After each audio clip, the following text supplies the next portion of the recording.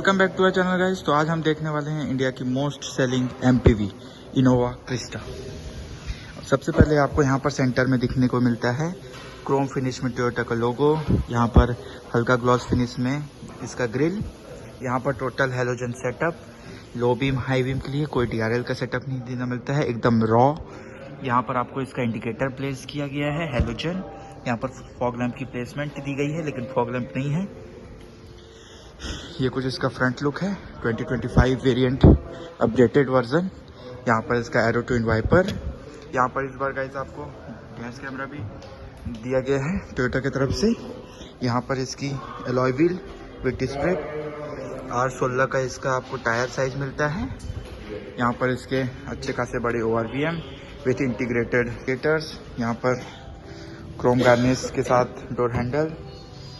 और आप ये देख पा रहे होंगे ये पर रेन वाइजर लगा हुआ है।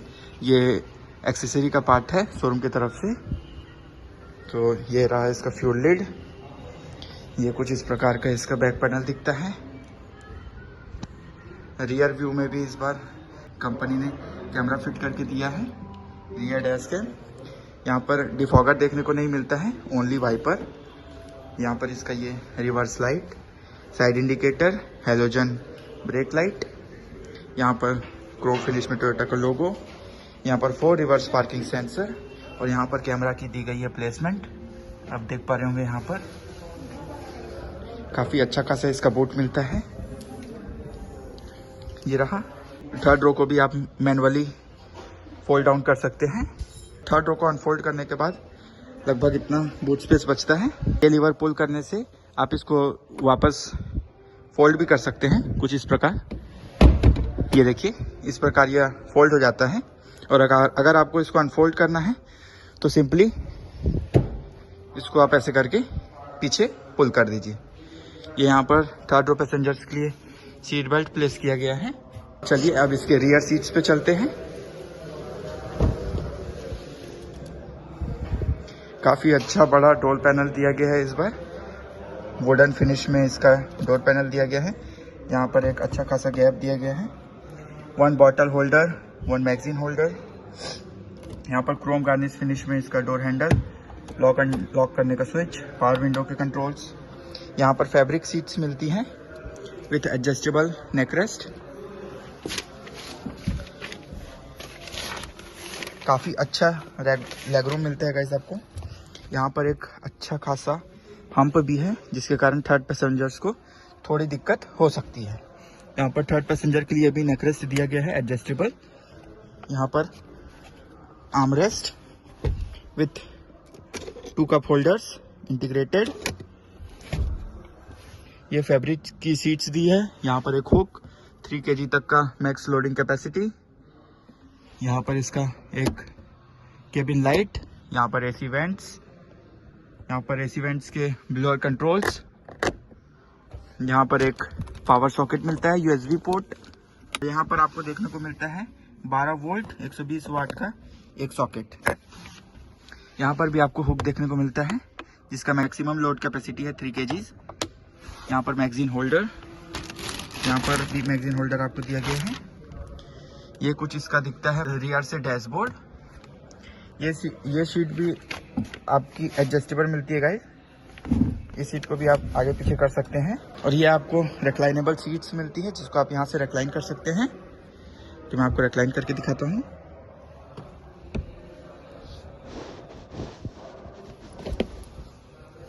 ये लगभग इतना रिक्लाइन हो जाती है, मतलब बहुत ही लॉन्ग रूट के लिए एकदम कन्वीनियंट कार है ये। अगर आपके पास थर्ड रो के बंदे बैठे हैं तो आप इस सीट को ऐसे रखिए। अगर थर्ड रो में कोई नहीं बैठा है आप ये सीट को इतना लेटा सकते हैं। तो चलिए इसके फर्स्ट रो को एक्सप्लोर करते हैं। कुछ इस प्रकार की इसकी की आती है। इसमें आपको फ्लिप की दिया गया है, लॉक अनलॉक का स्विच। ये यहाँ पर ये chrome garnish as a accessory लगाया गया है शोरूम की तरफ से। ये आपका एनालॉग स्पीडोमीटर और एनालॉग RPM मीटर 6000 तक की मार्किंग है, यानी ये डीजल इंजन है। यहाँ पर इंजन का टेम्परेचर, छोटी सी MID और यहाँ पर 200 तक की मार्किंग दी गई है। ये इसके कुछ ORVM कंट्रोल्स, पावर विंडो के कंट्रोल्स और लॉक अनलॉक का स्विच।